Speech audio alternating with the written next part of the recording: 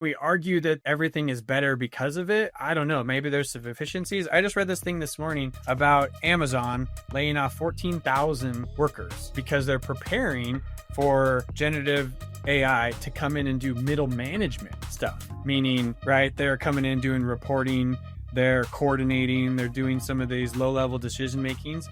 And to be totally honest, that doesn't like hurt my feelings, because that means that our frontline workers, they're going to be okay for a while, because AI doesn't build building. Like, it'll be a long time before you see anything like that swinging a hammer. On this week's show, Robots in the Field with Tyler Williams from DPR Construction.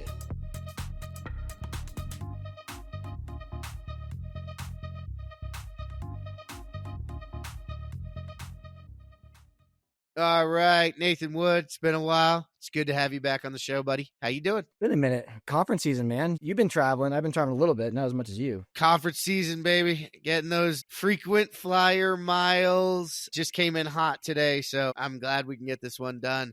And then I'm probably going to take me a nap. There we go. Tyler Williams, it's good to have you back on the show, man. I'm super excited to be back on. It's been a little bit, but there's been a lot happening since, so excited to talk it out. Yeah, it was really cool. Tyler approached me, said, hey, man, we've been doing some more stuff, and you want to talk about it? And I was like, let's do it. He goes, you want to send it? I was like, full send, baby. Let's go. Anybody that can do that, Nathan, you know that they're ready for the show. Like, let's go full send. We'll see what happens. We'll land it. If y'all don't know what going full send means, well, look up an old ski movie or something and you will figure it out. Before we jump into it, Tyler, though, you guys know the drill. Follow us on YouTube, youtube.com/@the ConTech Crew. Get all our shorts. Remember to subscribe to the newsletter and find out what's going on in the world around you. Are you trying to reach the innovators and decision makers in construction technology? Then look no further than sponsoring the ConTech Crew. That's right, we're taking new advertisers. Email us at advertising@thecontechcrew.com to learn more. So, Tyler, we had you on, but catch people up on, who you are and what you do at DPR. So, Tyler Williams, I work for DPR Construction. I get the honor to work on their corporate innovation team with a focus on field innovation and now robotics. The robotics side is new and kind of why I reached out to you, because it's been something under construction and development for a little bit. We were playing with some robots over the years, Dusty, Canvas, the kind of the common ones. What I do at DPR, though, is really focus on trying to get innovations, solutions, hardware, tools, and like industry methodology that we can bring back to like positively impact our frontline projects and teams. So what I've been trying to do with the new robotics side of it is blend those and bridge the gaps. It seems that, robots are cool. They're super shiny. There's a lot of promise there, but they do all the easy stuff. And I think that's the difficulty, is really trying to find how we can marry up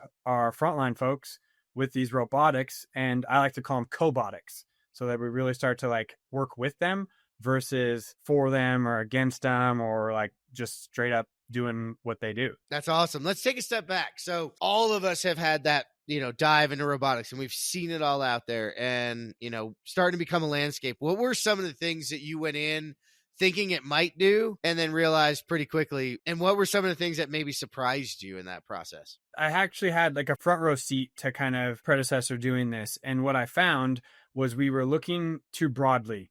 And we were really focusing on like, how do we bring our frontline folks with us on this journey? So we were, I think, a little aggressive, and we were pushing a bit of a robotic agenda versus stepping back going, hey, what are we comfortable with first and foremost? What is kind of our strategy moving forward so that we can kind of have some guardrails behind that?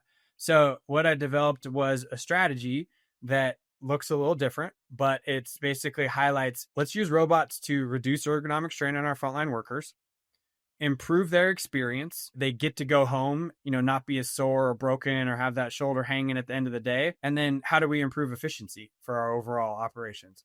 So like we were able to use that as a filter to go, okay, a lot of these robots claim to do a lot of things, have tons of KPIs in a lab, but yet they just do a really long straight wall. Okay, that is our money, right? Those, especially based on some contracts, we make really good money on those long, tall, short wall, long, tall, smooth walls. We don't want to give that just to anybody. So that was something that kind of jumped out at me right away. And we also needed to do like more education on robots. Like, here's what's out here. Here's the robots that you may be familiar with. Here's what's coming. Here's what you don't need to worry about yet. And then again, what are you comfortable with? And I wasn't super surprised at what I found out, kind of backing up a little bit. I was a union carpenter. I've been a superintendent. I worked with my dad since I was 15. So I got a pretty, in-depth experience when it comes to like what the field folks want. And they're my people. Like, that's my favorite place to be, is in the field, talking to them, working with them, seeing what's going on, and trying to understand like how can what I do here on the innovation team impact you in a positive way. It's been exciting. I've learned a little bit, and then not surprised at a lot of the stuff. So I guess for those less familiar with DPR, I know they're both a general contractor and there's self-perform work, I think, but drywall and concrete, probably some others. So when it comes to robotics, how much of your focus has been on the self-perform groups, on the trade craft versus like GC operational staff type stuff? That's a great question. And that's been something I had to work really hard to do, is get alignment from we call them SPW, but self-perform work group leaders. So we have a leader in each of our 5 operating regions. So working with them, interviewing them, their leadership below them, to go, hey, what do you guys want? Do you want teleoperation? Do you want more cobotics? Do you want material movers? Do you want humanoids? And I was able to take all of that, aggregate it to be like, this is what our people are telling us. Like it or not, we're not ready for, humanoids on our projects. We're interested in teleoperations for high risk or like stuff that'll kill you type tasks. But other than that, like, let's think about cobotics and how can we use a cobot to, really like augment the experience of a frontline worker, to like help them by working with them, kind of not for them. Yeah. Explain, so people listening, in your like teleoperations, that's, remote controlling a robot of some sort into, possibly an area with, noxious gas or confined space. Yeah, that kind of stuff. Working at heights would be another scenario. Actually, something that we're really excited that we've been working with is a company called Hardhat Robotics. And we have an internal electrical company called EIG. And they've been working with our innovation team and Hardhat Robotics with a robot that you can literally use. I believe it's a PlayStation controller. I'm not a gamer, so I don't know if it's PlayStation or 64 or whatever. But anyways, you can stand at a safe distance, perform that large form breaker, the de-energization stuff from a distance outside of a room, and have that robot be right there. We've interviewed some of our, EIG folks and trade partner electricians, and they're like, hey, if you've ever done an electrical shutdown, right, and you got to put on a KV suit and put a hook around your waist and hope to hell nothing happens, he goes, that's not a day you look forward to, right? You have a butt pucker all day, your stomach has a knot in it, and you're just hoping in one hand. So I explained this to somebody the other day because it was something I didn't know about either. And they about fell over that a human still does that in this world. And I am with you. I mean, truly explain it, but it is somebody puts on a suit. There is a person. Imagine the person. The way it was explained to me by this electrician was, you remember when in the old days when you're acting and they used to bring the hook out and hook them off when they went wrong? It's a hook like that, and they're ready in the suit and turning off or turning on, and it's in both situations, right? You're either making it hot or you're decommissioning it, and there's a chance it blows, and you go with it unless that person pulls the hook and pulls you out. Well, or if it hits you, their job is to pull you off that breaker, right? That's it what essentially magnetizes you to it. Oh, God. See, I didn't even know that. So it magnetizes you to it. Oh, and you're just freaking stuck there. To your point, right? Is like, we're still doing this? Like, does this make sense? This is 2025, right?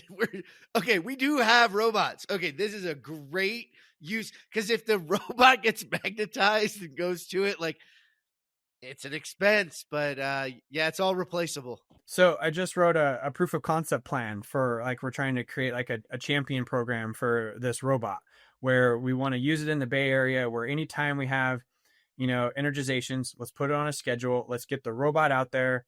We're not as worried about cost, right? We're using innovation funding to really test this and push the safety component and try to create like a new behavior. Like if we're going to do a large frame breaker, we should be scheduling this with a robot or, another solution that's similar. But like, let's take our people out of that high risk situation that he kisses his wife and his family goodbye and goes, "Hey, hope to see you tonight."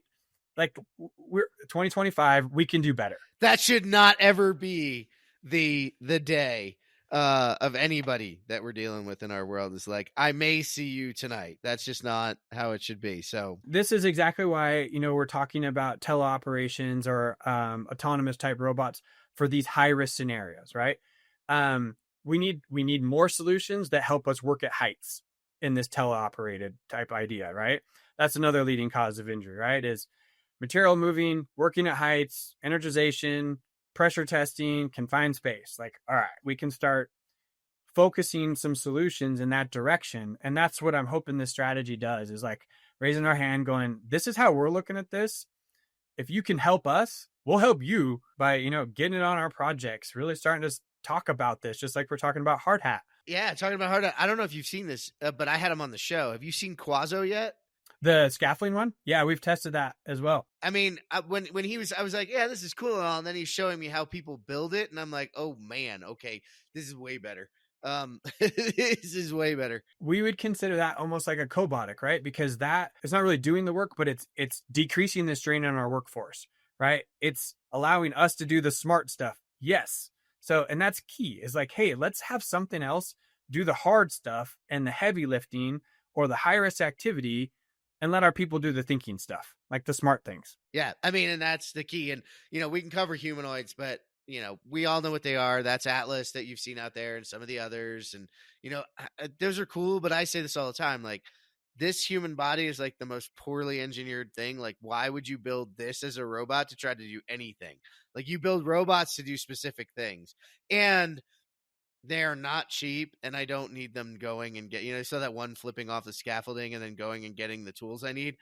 I don't really think that's a good use case for my money. It's sure cool looking. It gets a lot of YouTube things, but like, yeah, that's. And I said this in another show. That's where we're going to get the robotic arm that becomes a cobot, right? That comes to cobiotics, right? Those are cool side things. We need an MIT out there trying to build an Atlas and trying to build the other things, because eventually byproducts of what they're doing become, regular use cases for us. So that's separate, but focus on the cobots. What other cobotics do you see? We just talked about Quazo kind of, being that they were on the show. What else have you seen? That's a perfect one. There's another couple that are like material movers, a company called Movex Innovation. They're up out of Canada. I've spent a lot of time with these guys. They have these tracked machines that you can use a very simple remote control to forward, back, side to side. They'll lift like 6,000 pounds and will fit through a doorway. So it's like, wait a second. Like, so you're telling me I can put a stack of drywall and move it up to the second floor? I'm telling you, yes, that can actually be done. I could put a Connex on this thing and move it. Yeah, that happens too. So you can put a dumper on them and like take debris and material and whatnot. So we tested one of these out of our data center project, one of our data center projects out in Arizona. And we put it out there and really just kind of said, feel free to use this however you all want to. And it was out there for a little bit, and the form factor being different is a little bit of a barrier, because we're so used to a great all, a forklift or whatnot, and think that's the most efficient way to do things. In fact, we've been doing some studies with Stanford and others to like kind of prove the point that it's not exactly. So where I'm going with this is we left it on site, basically gave anybody who wanted to use it the keys and said, hey, go for it. We had a team that all of a sudden goes, hey, we got to grout the base of these concrete tilt-up walls. It's always a pain in the ass because you haven't backfilled the foundation yet. You got to get the grout and the mixer and the tub of water all the way down on that footing. So they strapped all that stuff onto one of these Movex machines, and it crawls up over the dirt berm, gets right on the foundation footing, and they're able to do their work right alongside them.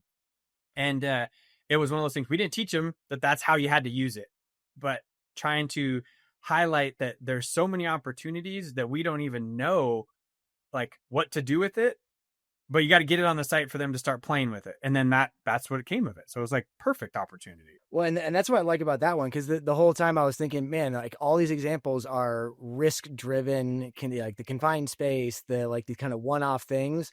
But I think your cobot examples are mostly all ones where it is mainly just an efficiency driven. I mean, sure, there may be like some ergonomics, other, safety efficiencies, but mainly it's about efficiency. And that is rare to find innovations where it is truly an efficiency driven ROI. It's almost always like a risk prevention based ROI is the only way you can convince Risk people seems to do to it. be the low hanging fruit because, we don't put a price on safety, which is good, but then it still has to prove some efficiency or an improving experience for it to really go to the next couple levels. There's another one called Vita Inclinata. It's a crane lifting spreader bar, essentially, that has fans on fan motors on either side of it. And it's, again, remote controlled, hangs on the end of a crane, and you have 100% control of your load from the time it lifts off the ground to the time you land it. So essentially, don't tell OSHA, but you wouldn't have to use a tagline, and or your tagline is short and, won't get caught up on somebody's foot, whatnot. So we tested this out in California on a project, and we demobbed a tower crane with it, essentially taking a 3-pick to 1, and we're able to land it with precision in between 2 brand new finished buildings. So like trying to identify that, hey, we don't have to like lift this hard way anymore and have 5 people on a tagline, on the ground, 500 feet, long, trying to maneuver this thing. We're almost done with the tallest tower in Texas. And Vita went out there right at the end because we were having so many wind stoppages, because you're 79 stories up in the air, the wind picks up. So they were able to operate their tower crane and move formwork and whatnot up to like 35 miles an hour, and able to keep the project going. So like that's an efficiency thing. And we hit the safety button on that one too. Yeah, my BIM and VDC folks, so like it's cool to see a crane work, but you're really not realizing the forces that are exerted on a crane and the different and those taglines. I mean, those are humans on the end of them, and like you said, it's kind of like the line on a boat. Like if it gets wrapped around an ankle, you're going with it. Again, this is not safety, and this device, this robot, is wind driven and is countering the wind with the propeller. I don't want to call them propellers. Yeah. But to stabilize it. They're like wind propellers, but wind propellers, they're inside. Yeah. They're like a little thing. They just spin. Yeah, it's almost like they're actually out of Colorado. It's like part of a drone. That's where I've seen them. They're from here. And they're like part of a drone that somebody's, again, somebody probably said, hey, like this drone thing probably could help with that. And then they were like, oh, let's do it this way. That type of precision. I mean, cranes are so dangerous. It's the most dangerous tool on the job. You take that and a ladder, right? And you're like, you can't wait till you're done with the ladders. And man, you just wait for that day. You're like, oh, crane's done. You're just like, whew. Always just kind of like take a deep breath. That is a good example, because you mentioned there that the OSHA, I guess, requires that tagline has to be there for, again, a historical safety reason. And it's like, how often do you encounter these situations where the actual better, safer, potentially option is not allowed per the safety regulation or per some other standard? We actually invited Cal OSHA out to review what we were doing, and we had to keep the tagline on. That's no argument there. We were able to shorten it, but we were able to prove that, hey, this is a safer alternative because you have control the whole time.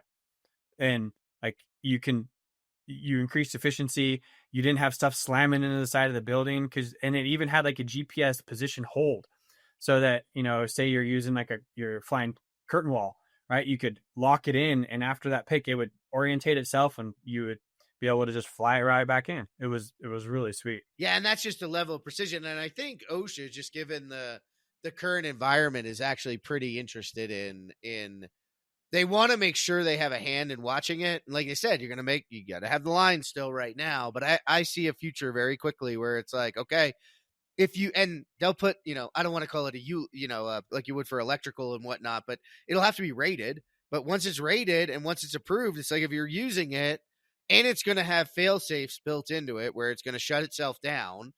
And by the way, Tagline doesn't have that. This is what we had to communicate with our risk teams, because they were like, whoa, what happens if it spins out of control? Have you ever seen a load spin out of control because nobody's holding on to it? I think we got double safety here versus like hope in one hand. Hope in one hand and the rest in the other. So these are the cool, this is great because we hear a lot about robotics, but you don't hear a lot about the value in different areas it's going. What else have you seen? What else has got you going? This is awesome. So another one that we've been working pretty tight with is Ergo Robotics. So they kind of I think they're really more focused in like curtain wall install, but from the interior of your building. So they kind of work the suction cup, like kind of picture like a pallet jack that you can drive up to the side of the building and then it like extends out and helps you.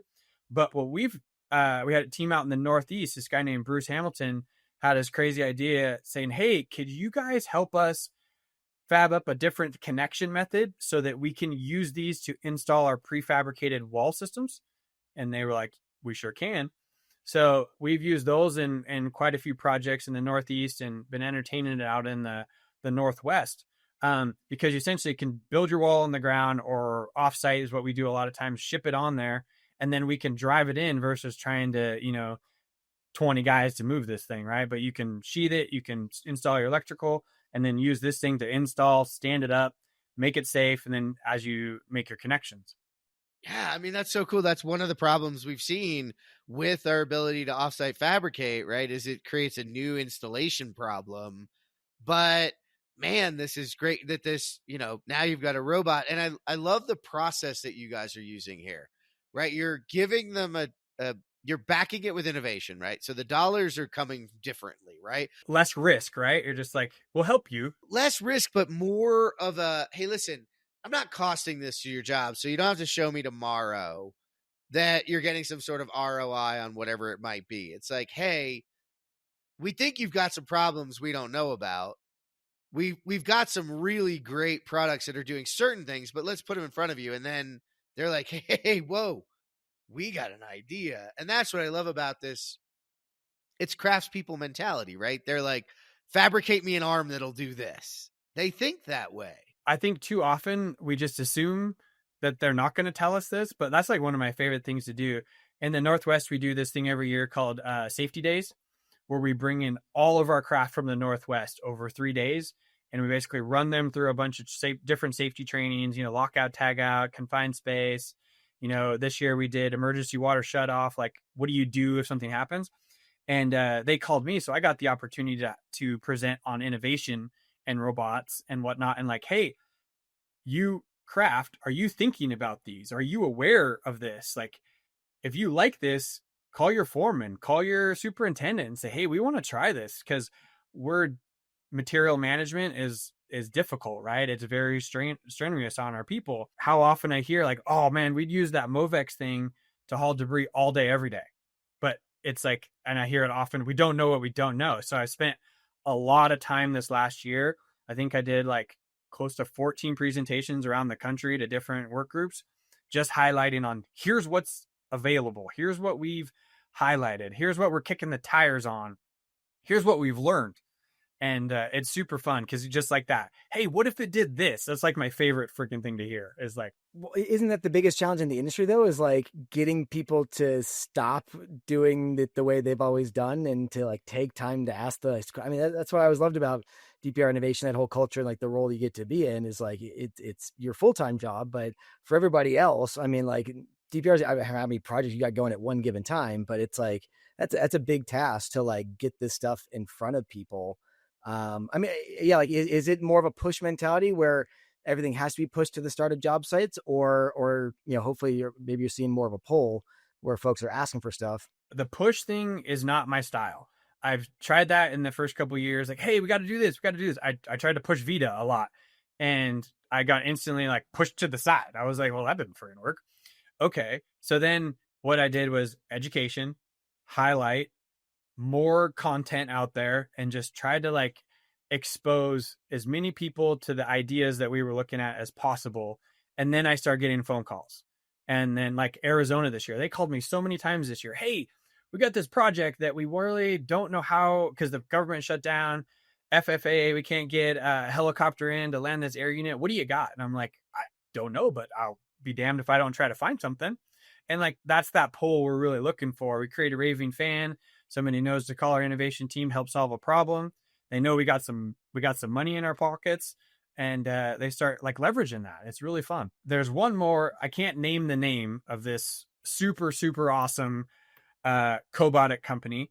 But what I love about their approach, and I really can't even tell you what it is, but know that it's coming and it's coming soon. They've really focused to like work hip to hip with us and our frontline folks. So they've invited our foreman and some of our SPW leaders to their warehouse, to their lab space over and over. I bet some of our guys have been there close to 6 times, and they'll iterate a little bit of something, and then they'll have our guys come validate and test it.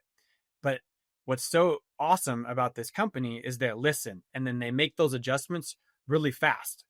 So they have this field-focused cobotic approach meant to decrease the ergonomic strain on our workforce, knowing they do that.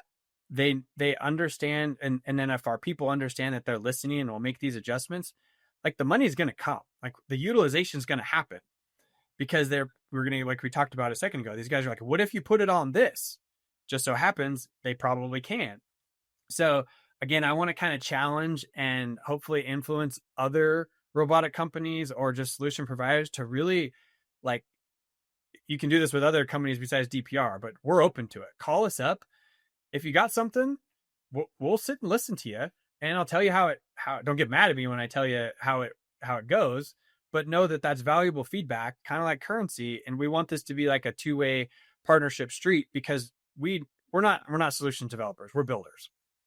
We'll let somebody else do that, but we'll help you get there. And that's going to help you, make your mark on the industry as well. Well, and this highlights the difference, right, between the software innovation companies and the tech innovation companies and the robotics innovation companies. They have to have a different mentality. I've talked to a few of them, and I know a few that came out thinking they were going to build some sort of device, whether it's a robot or other, and they thought they were going to do it the way you do a SaaS company or the way you do one of the new AI companies. It's like, nah, that is not how this rolls. So to come across the companies that really have that, because they're in a manufacturing business, right? The idea is you iterate, design, and come up with a design, and then you're going to produce millions of that widget. You might have 10 widgets or 15 widgets in the end as you look at what it does, but they're pretty much the same. And it's a totally different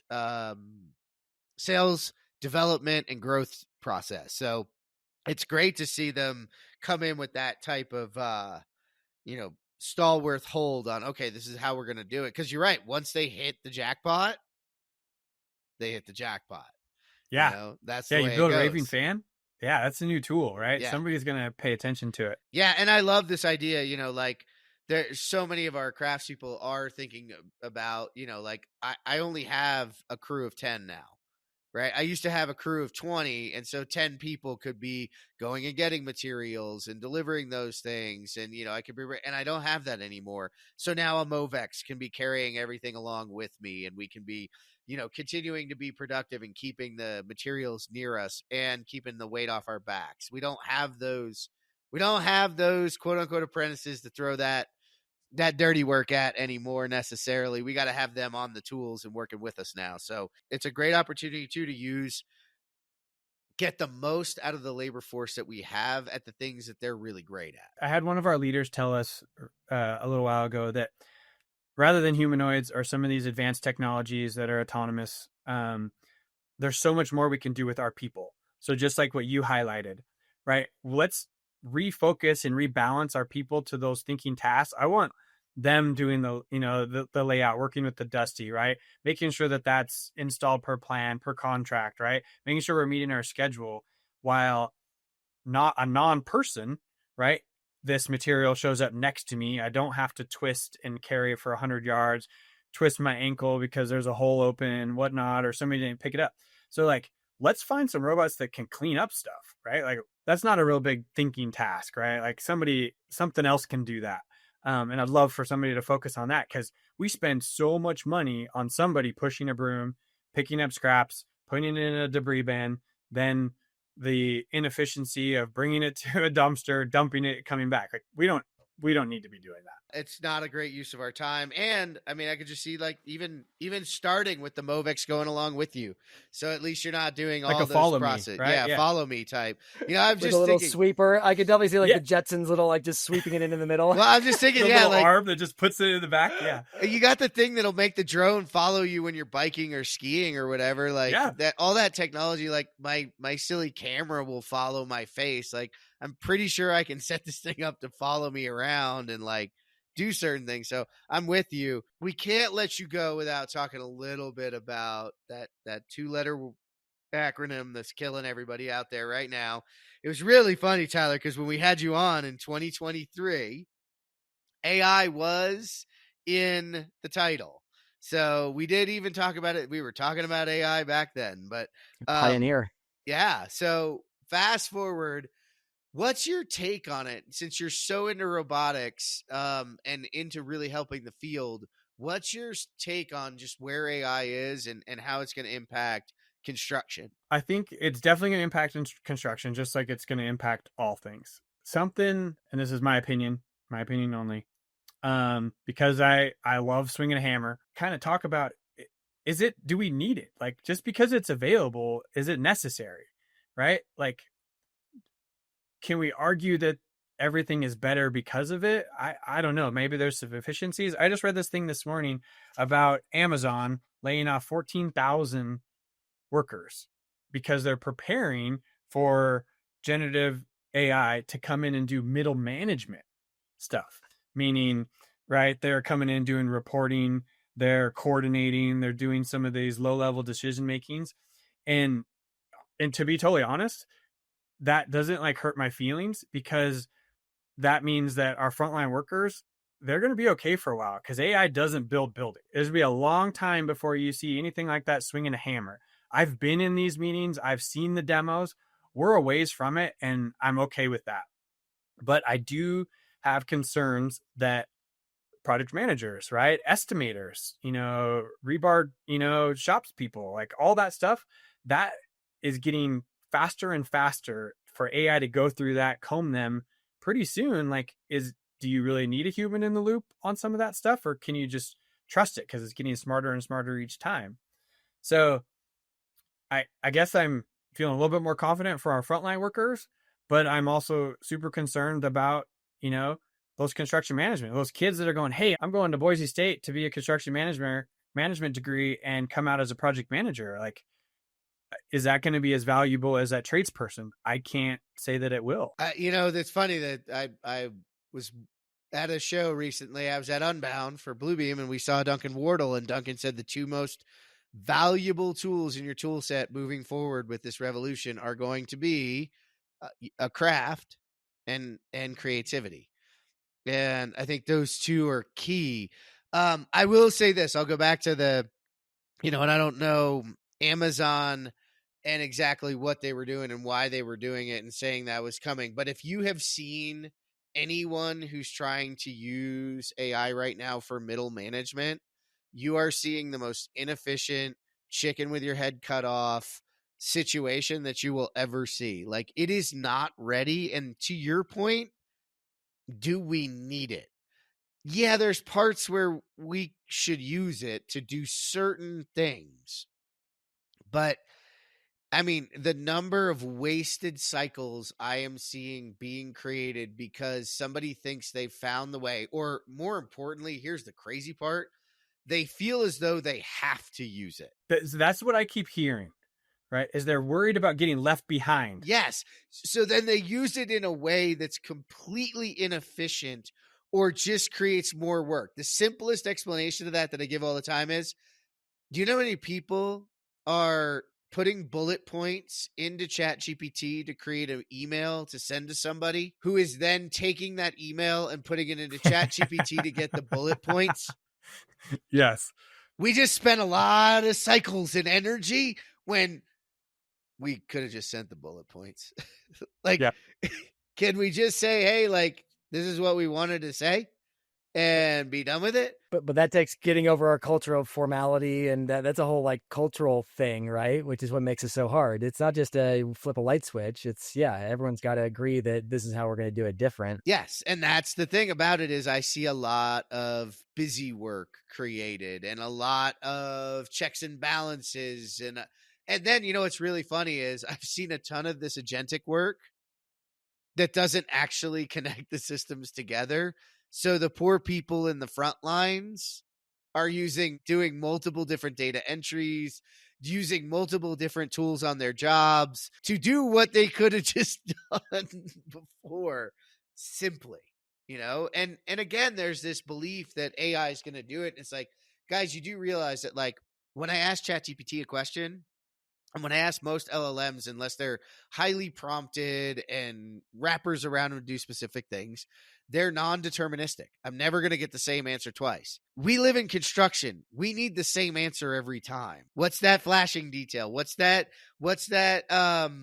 waterproofing detail look like? What should this be? I need the answer to be the same every time, deterministic. Hold on a second there, though, because you said waterproofing, because the proper waterproofing in Florida is not the same waterproofing in Colorado. So well, no, but that's what I mean. I need the fact. I need the fact for the waterproofing detail for where I am. Yes, and so I need the right answer. I need the direct answer every time. I don't need it, to do a lot of this crazy for me. So I'm with you, man. I but like that's the hallucination, right? Because if you didn't give it all the proper context, it will tell you the right thing for the wrong state if you didn't tell it the state it needed to be for. Thing I'm concerned about too is, like, think of how much time we've spent looking over drawings to understand how we're going to build this building, right?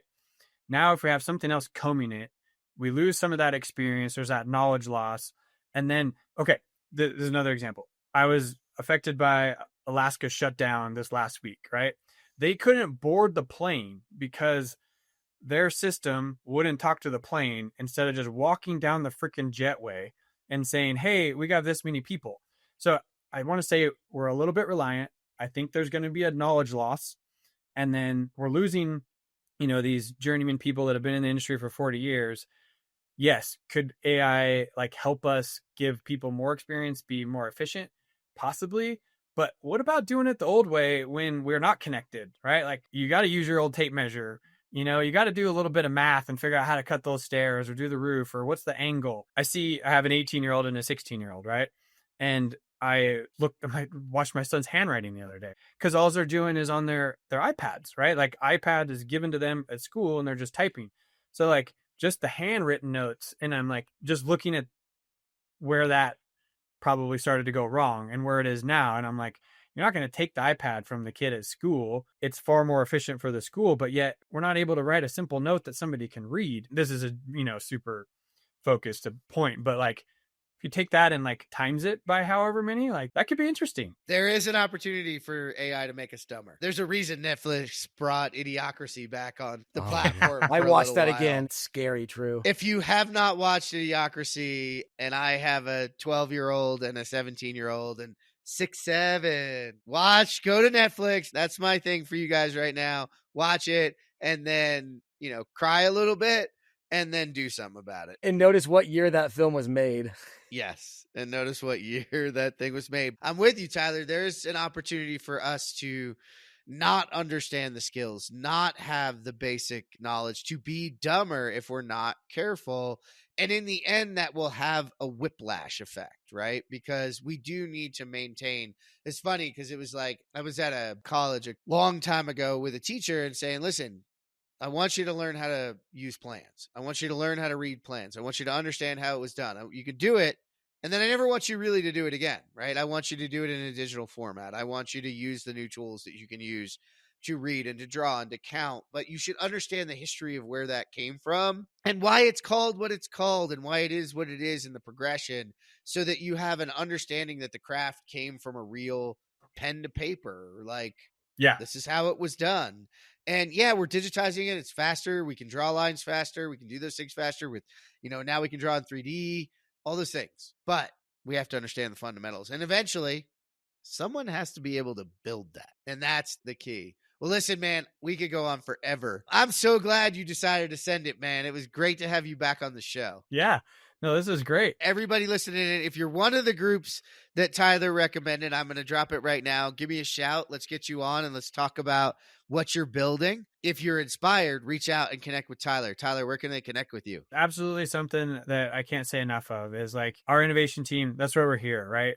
What we're here for is to build these partnerships, help us build a better mousetrap, ultimately impact our frontline people and projects and industry altogether. And there's a lot we can do with our people. Yeah, so I suggest you reach out. Nathan Wood, thank you for taking the time to sit down today. This was a good one, right? Oh man, this was a lot of fun. I always love talking about robots and AI. Robots, AI, but actually getting stuff done in the field. That's why I always like having Tyler back, because we feel like the rubber's hitting the road when he's here. So good to have you on, man. Thank you for tuning in today to geek out for our interview with Tyler Williams. To read all our news stories, learn more about our guests, and to listen to this show, visit thecontechcrew.com. This is the ConTech Crew signing out. Until next time, enjoy the ride and geek out.